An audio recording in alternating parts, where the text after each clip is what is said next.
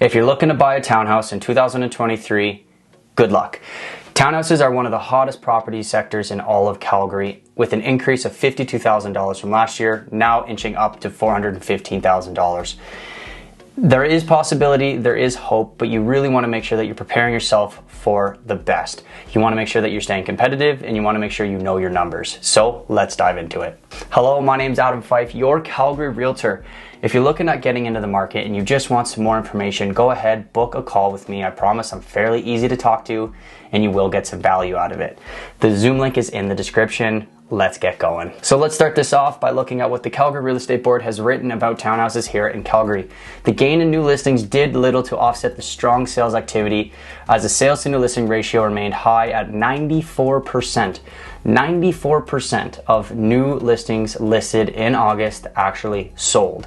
Pretty high percentage there, really showcases how much demand there is for this product all over Calgary. This prevented any additions to the inventory and left the months of supply below 1 month for the 5th consecutive month. Under 1 month of supply is a very strong seller's market. They would say 3 to 4 months is about balanced conditions. Anything under 3, seller's market. Anything over 4, buyer's market. The persistently tight conditions placed further upward pressure on home prices. Obviously, the benchmark price is now $413,200, a monthly gain of over 1% and 16% higher than last year's levels. Almost $52,000 was the increase from last year. Year-over-year gains have occurred across all districts, ranging from 12% in the north to 29% in the east district. Wild stuff. Love this chart, really showcases the inventory and the sales. The red bar is the price point. You can see we're now over 410. You can see that the green bar is the sales. The sales have dropped, but luckily the inventory has dropped as well. The gap from sales to inventory compared to July has increased ever so slightly, but you can see that the price point has actually increased by a dramatic amount as well. Realistically speaking, I would imagine that the sales in the inventory are going to continue to fall going into the winter months. Usually there is a slowdown from activity when you compare it to historical data. But with the market being as hot as it is, I would imagine as long as the new listings are continuing to come on the market, the activity will be there going right into Christmas. So let's touch on some key indicators here, talk about what's going on in the city as a whole. This is the year-to-date sales. You can see that the sales have trumped pretty much everything over the last 10 years besides last year. Last year we saw a massive influx of new listings and new buyers coming to the market, even though we saw the interest rates increasing. As the interest rates were increasing, from my experience, a lot of people's affordability was getting cut in half, so they went to the townhouse market. A lot of people had that $450,000, $550,000 pre-approval, couldn't really buy a nice enough single family home, or they were just too competitive, so they stepped down to the townhouses, which really goes to show in last year's numbers. So with that being said, this year the new listings have really lagged.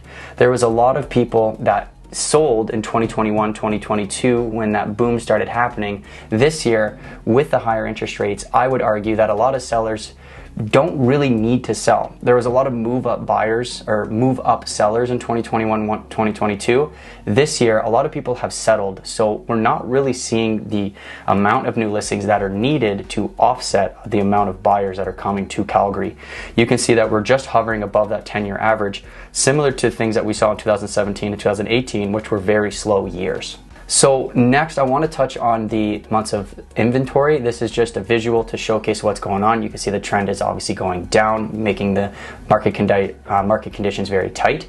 You can see kind of the midway through 2022, there was an increase of inventory, basically caused by the interest rates increase. A little bit of a tongue twister there. There was a kick up in inventory because people were a little bit startled that we had full point jumps in the interest rate. A lot of people didn't really know how that was going to affect the market. And then you can see this year that it dropped right back down to levels that basically stayed flat throughout the year. I would argue that the inventory, in my experience, is going to stay relatively flat going into the Christmas season, and who knows what's going to happen in 2024. So to build on that and try to break this down a little bit more into your personal situation, this is the months of supply. We're going to concentrate on the row section here. Now you can see that the whole city is actually under 1 month. It's at about 0.8. You can see that city center is the highest at hovering over 1 month, which is still very much a seller's market. When you look at places like Calgary North, you can see that they're at 0.5, which means that if no new listings came to the market, the same amount of buyers were in the market, it would only take about 2 weeks to clear out all that product. Very, very active stuff here. So if you're looking at your quadrant and you want to know how active it is, this is a really good first step. Now, this is where it's going to get interesting. I've talked about it in my other two. This is the benchmark attributes for each individual quadrant. So when you're looking at the benchmark price, these are the attributes that they're referring to. So if we look in Calgary Northwest, you can see that, you know, the square footage is about 1170, right? When we start to look at something in the Southeast, you can see that it's actually 10 square foot smaller at about 1160. So when you see the benchmark price, yes, that's a great indicator, but you also have to overlap that with the benchmark attributes to make sure that you're getting the full picture. So when you move forward to a slide like this, you can see that the benchmark price for the townhouses vary all throughout the city.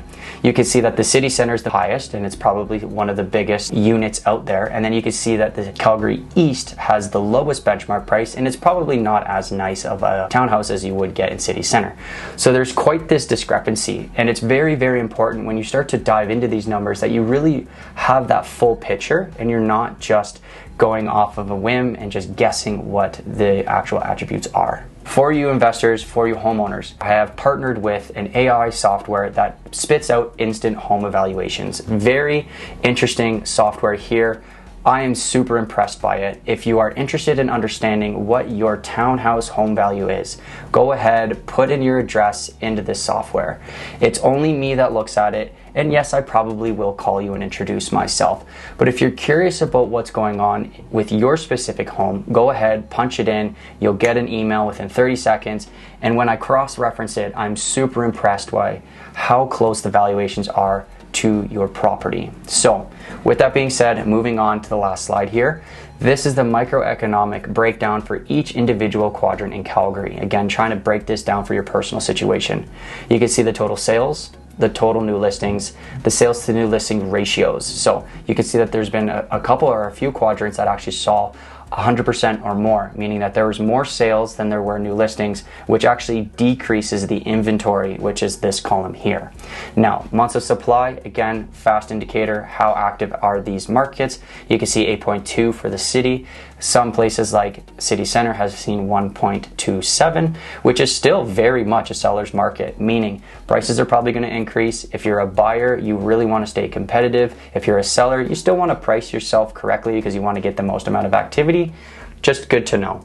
These are the prices per quadrant. You can see that there's a very, very, very large difference between City Center at 554 and then Calgary East at 248.